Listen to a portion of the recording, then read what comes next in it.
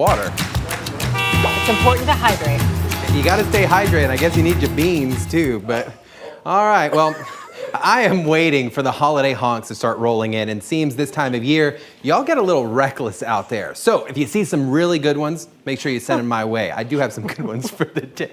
Oh, let's get through this. Allow me to point out the white pickup truck at the center of your screen right now.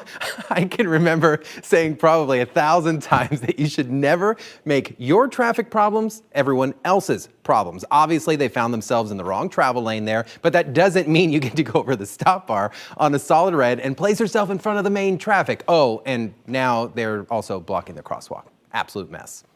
All right, I love that my passengers out there are looking for honks like hawks. This one was found over in the Baldwin Park area. This lady right here is driving down Corinne Drive, FaceTime in one hand and lipstick in the other hand. This picture should be listed under the definition of a distracted driving. I don't know how you can drive like this in such a heavy pedestrian area. Drives me crazy, and then you think it's okay. If you know this lady, let her know that she was on News 6 and she needs to stop. Okay, here we go again.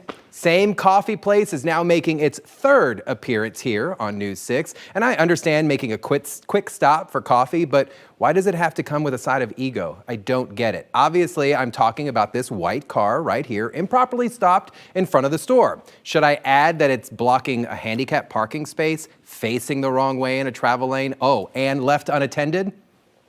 What's happening? I hope your coffee got cold. I want to keep seeing the things that you're seeing. Keep your passenger pictures or dash camera video coming. Send them over to me to clickorlando.com. Want the honk, or an easy email at asktroopersteve@wkmg.com. And send me whatever you got other than the picture of that casserole. Ladies, back to you.